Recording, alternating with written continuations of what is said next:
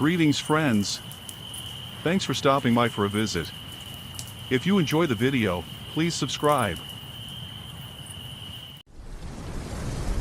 I worked at a small family-owned clothing store back in the late 90s, and to this day I won't walk through a store full of mannequins if I can help it. I know how ridiculous that sounds. I would have rolled my eyes if someone told me this story 25 years ago. But there were enough weird things that happened in that place that I still think about it every now and then. The store was in a pretty small town. It was a place where everybody knew everybody. It had been owned by the same family for generations, way before I started there. You could tell parts of the building hadn't really changed in decades. Some of the displays looked like they were straight out of the 70s, and a few of the mannequins honestly looked even older than that. They weren't the modern, realistic ones either. They had those blank plastic faces with faded paint and weird proportions. Creeped me out from day one. There were always little rumors about the family that owned the place. Nothing specific, just the usual small-town gossip. Someone had died young years before. There had been some kind of tragedy, stuff like that. I never paid much attention to any of it, because every old business in a small town seems to have stories attached to it. I definitely wasn't someone who believed in haunted places back then. At least not until I started working there. The first thing that happened wasn't even that crazy. Honestly, if it had been the only thing, I probably would have forgotten about it. I was closing by myself one night. That wasn't unusual. It was a weekday and business had been pretty dead. So the owner left around 6 and I stayed another hour to straighten up the racks, vacuum, count the register, all that stuff. One thing I should mention is we never really moved the mannequins around unless we were changing displays, and that only happened every few weeks. They had pretty specific spots in the store. After working there for a couple months, you just kind of knew where they all were without thinking about it. There was one standing near the front display window wearing a green sweater and jeans. I remember it because I'd walked past it probably 20 times that day folding clothes nearby. When I was locking the front door, I happened to glance over at it and thought, I don't remember its arm being up like that. It wasn't waving or anything dramatic. Just one arm was bent a little more than I remembered, like someone had adjusted it so the hand rested closer to its chest. I actually walked over and looked at it for a second. My first thought was honestly that maybe one of the owners had moved it before leaving, and I just hadn't noticed. That seemed way more likely than anything else. So I shrugged it off and went to the back office to count the register. The office had one of those little windows that looked out onto the sales floor. You couldn't see the whole store, just the front half. While I was counting cash, I looked up through the window. The mannequin looked like it was facing me. I don't mean it had walked across the room or anything, just its head. Those old mannequins could rotate a little at the neck if you turned them. I sat there for probably 10 seconds staring at it. I actually laughed to myself because I figured my brain was filling in details that weren't there. You know how if something already creeps you out, every little thing suddenly feels off? So I went back out onto the floor. The head definitely looked turned more toward the office than before. Again, not a huge amount. Maybe 15 or 20 degrees. Just enough that instead of staring out the front window, it looked like it was looking diagonally into the store. I remember standing there thinking, did I seriously just not notice that all day? I even reached up and turned its head back toward the window because it bothered me for some reason. The plastic squeaked a little when I moved it. I finished cleaning, turned off most of the lights, and headed for the back exit. Before leaving, I did one last walk through like I always did. As I came around one of the clothing racks, I could see the mannequin again from across the store. Its head was turned back toward the sales floor, toward me. I just froze. I stood there trying to convince myself I'd forgotten which direction I'd left it facing. It sounds stupid now, but that's genuinely what I told myself. Memory plays tricks on you all the time. Still, I didn't walk over to move it again. I grabbed my jacket, locked the back door, and got out of there a little faster than usual. Driving home, I kept replaying it in my head, trying to figure out what I'd missed. By the next morning, I'd mostly convinced myself I was just tired. That explanation worked for a while. I didn't tell anyone about the night for a couple weeks because, honestly, it sounded dumb. I think a mannequin moved isn't exactly something you bring up in casual conversation. Eventually, though, I mentioned it to one of my coworkers while we were unpacking a shipment in the stock room. I kind of laughed when I said it. I was like, "This is gonna sound stupid, but I swear one of those mannequins by the window keeps ending up in different poses." I was expecting her to make fun of me. Instead, she just stopped hanging shirts for a second and looked at me. She asked, "Which one?" That caught me completely off guard. I told her it was the one near the front window with the green sweater. She nodded like I'd just confirmed something she'd already suspected. Then she told me about something that had happened to her a few months before. She'd opened the store by herself one morning.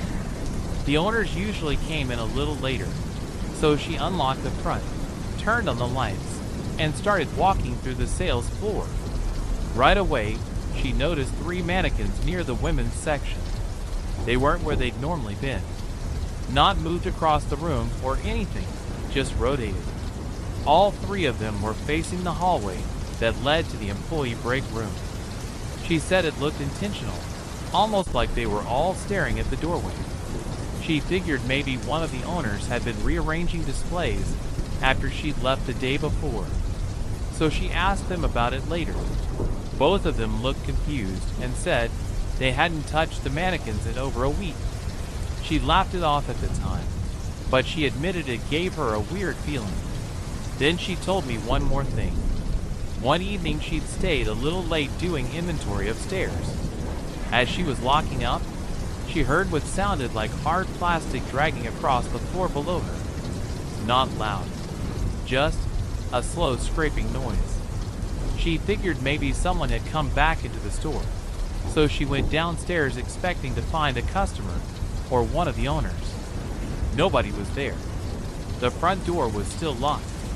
She walked through every aisle and didn't see anything out of place. The scraping had stopped. She never figured out what it was. Neither of us said much after that. We just kind of went back to work. What bothered me wasn't even her story by itself. It was the fact that she'd never brought any of it up before I mentioned what I'd seen. If she'd started with ghost stories on my first day, I would have assumed she was trying to mess with the new guy. But she didn't. She only told me because I'd brought it up first. That stuck with me. After my coworker told me all that, I started paying more attention. Not because I thought the place was haunted or anything. More because I wanted to prove to myself there was a normal explanation for all of it. For the next couple weeks, nothing happened. If anything, I started feeling kind of stupid for letting it get in my head. Then one Friday, I was closing again. The owners had gone home around 6, and I was in the stock room breaking down cardboard boxes from a shipment we'd gotten that afternoon. The stock room was behind a swinging door, so you couldn't really see the sales floor unless you stepped out. I remember hearing a noise. It wasn't loud, just a little tap, like hard plastic bumping into something. I froze for a second and listened. Nothing. I figured maybe one of the clothing racks had settled or something. Old buildings make weird noises all the time. I went back to cutting up boxes. Maybe 2 minutes later I heard it again. Tap. This time it sounded closer. I put the box cutter down and pushed through the swinging door. The whole store was empty. The front lights were still on, but I'd already turned off half the lights in the back, so the place had that weird dim look stores get after closing. At first, everything looked normal. Then I noticed one of the mannequins near the men's jackets. It was facing sideways. Now, I know that doesn't sound like much, but I dressed that mannequin myself that afternoon. It had been facing straight toward the aisle because I'd lined up all three of them after changing their clothes. Now it was turned almost 90 degrees, looking across the store instead. I just stood there staring at it. I even remember saying out loud, "No!" Not because I thought it had moved by itself.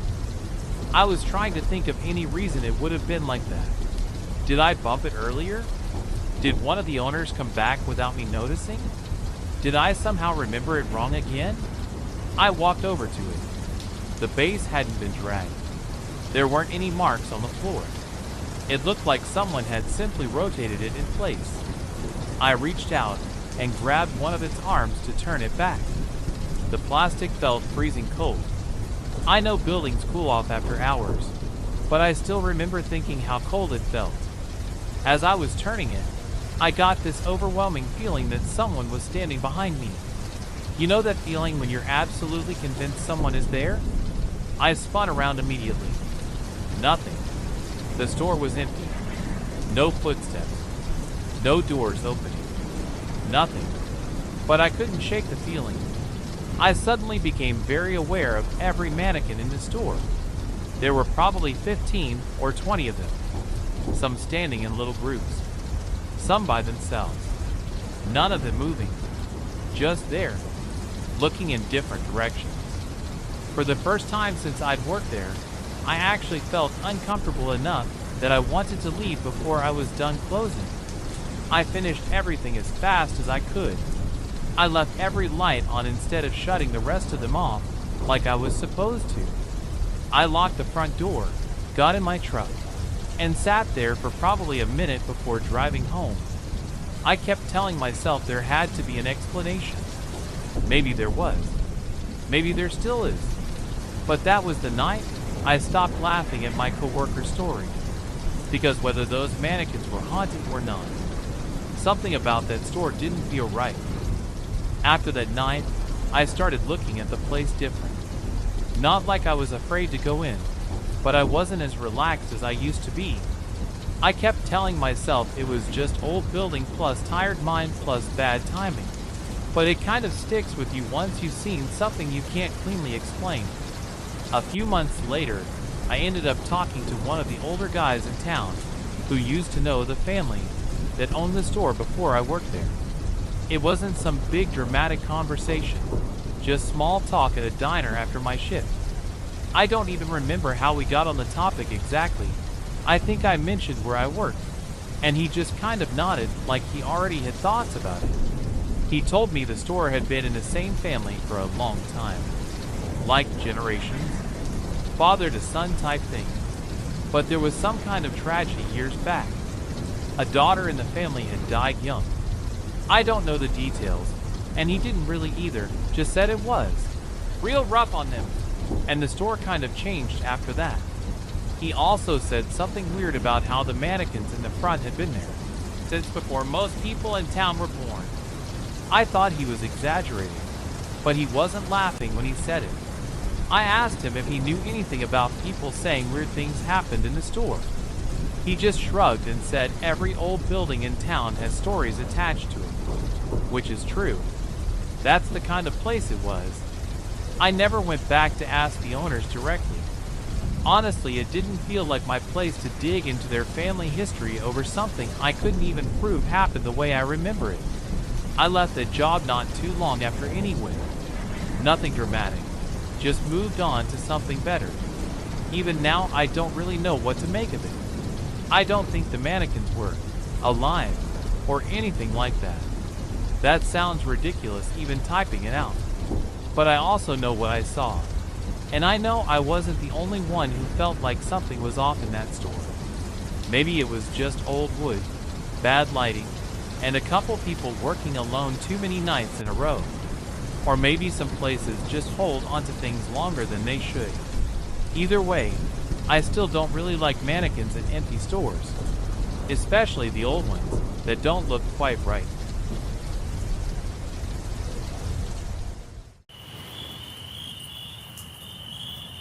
Thanks for watching. If you want to hear more stories like these, please like and subscribe.